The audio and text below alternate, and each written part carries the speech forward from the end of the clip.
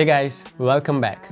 Every year, something about me changes. My priorities, my setup, my mindset, but these 5 items have earned their place. So here's actually what I carry every single day in my pocket and why they are staying. Let's get into it. So let's start with my choice of wallet here. This wallet is from a company called Carl Frederick, and this specific model is called Card Protector, and they come in 3 different colors: cognac, chocolate, and black. And the one I have here is a chocolate color, and as you can see, it has a really slick design and all the features you would need in any kind of wallet. And the main feature of this wallet is this lever right here, that when you press that, it brings all of your cards in this kind of order, so they're easy to access instead of just you looking for the right card for yourself. And they also feature a nice stitching on the side, which also gives a really premium leathery look. And in terms of material, it's made out of vacheta leather. I don't know if I said that right or wrong, but yeah, it just feels right. And as you can see, I've been using this for like 2 or 3 weeks now, and you can already see like just some like character to it, because leather has always kind of textures that builds upon when you use more and more. And not just cards, if you also want to carry like some kind of cash, then you can also do that in this front pocket right here. And I think this fits my category really well.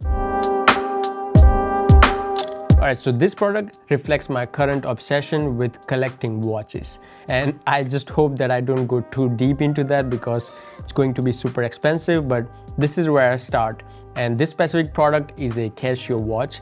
And you probably have seen this watch a whole lot around, and specifically right now, I've seen so many people wearing this specific model because it's just classic analog and digital kind of combination to it. So yeah, I think people have been loving this watch recently a whole lot. And I don't know if you have noticed, but there's a trend going on right now where people are just going back to analog retro tech. So that's why I think this watch has been popping up even more lately. Alright, so next one is the new addition to my setup, which is the AirPods Pro 3. Now, I used to own AirPods Pro 2, and they've been great, no complaints, they stick into my ears, amazing. But let's say sometimes if I'm like eating something, or if I just walk too fast, or if I have to run, they tend to fall out of my ear, which I did not like, even if I try different ear tips. And I think AirPods Pro 3 solves all those problems because they just stay in my ear a whole lot better, if not the best I have ever felt. Now, if you actually compare the size of the new model, you are probably hoping that it would go even smaller than AirPods Pro 2. But as you can see here, the casing got just a tiny bit bigger than AirPods Pro 2. And I don't really mind, it doesn't really take more space. Now, if you really ask me if I should upgrade from AirPods Pro 2 to 3, then I would say that if you care about these 2 new features, which is one more bass and lighter design, then yes. Other than that, I think if you're happy with your AirPods Pro 2, I think you don't really need to upgrade specifically, because it's not a big upgrade in terms of like overall, just design and sound quality. Only reason why I upgraded because my AirPods Pro 2 had a lightning, and I just wanted to upgrade to USB-C, so I just went for this one. And fun fact, I actually traded my Apple Watch Ultra 2 in order to get this AirPods Pro 3. And overall, in terms of design, as you can see, they kind of sit a little bit different in your ears than compared to AirPods Pro 2. But I would say it's not a huge difference.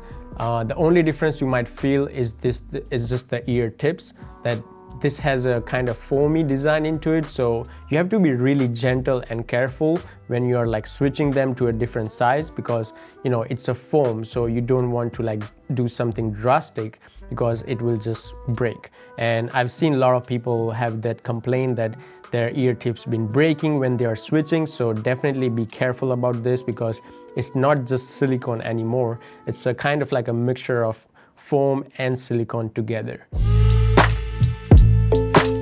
So next is my new iPhone 17 Pro in silver, paired with the MacBook Elite case. And I think this is the perfect combination that I found here, because this case not just holds or protects your iPhone, because it has a lot more other features that just makes this phone even more pro. If you want to watch content on the go, then they have this kickstand inbuilt on the bottom, which you can just pull it out like that. And let's say if you are attending a FaceTime or Zoom calls and you want to do vertical, no brainer.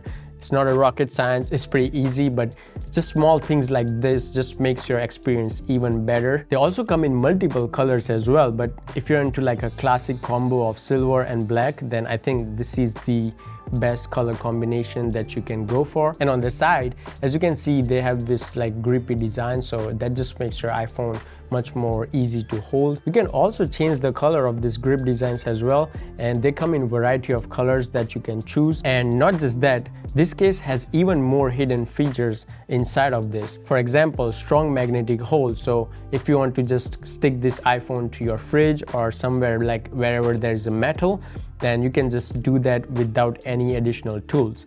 But let's say if you want to just stick your iPhone to where there's no metal, then it comes with this strip that you can attach to your non-metallic surface, and that way you can utilize these two other magnetics on each side, and that will just stick your iPhone to any non-metallic surfaces. And if you're someone like me who has not really big hands, then you can also use this finger loop, so that will just make your iPhone even more secure to hold. Now the reason why I chose iPhone 17 Pro over iPhone Air was strictly camera. One camera, like I don't mind if you don't have a telephoto, I can just bear all that, but it doesn't have ultra wide, which I've been using way more than telephoto lens, and iPhone Air doesn't have that. And if you have been debating which color you should get, I would just say go for iPhone 17 Pro in silver. I bought deep blue, was a great color for sure, but one complaint that I had with the deep blue color was you just see a lot of dust collect when your iPhone is in your pockets,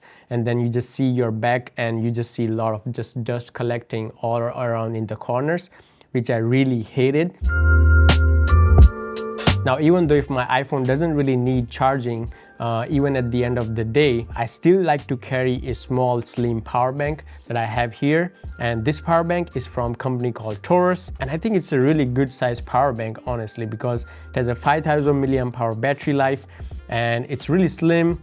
So it doesn't really take a lot of space, doesn't matter what you carry, or even if you can carry in your pocket and won't really realize. If you get the one from Apple, then it only works with iPhone Air. Just the way it's designed, it doesn't really fit with any other models properly. So I would just highly recommend getting one of these because it's really slim and gets the job done. So that was my really quick rundown of everything that I carry right now in my pocket, and nothing too fancy, just wanted to share what's been helpful this year. I don't think I'll be changing this setup for a long time because I've been just loving every single item that I'm carrying. And I would love to know what you have been carrying every day and what are the products that sticks out into your everyday setup. If you enjoyed this video, definitely check out these other videos because I think you'll also enjoy them. And until then, I'll see you in the next one.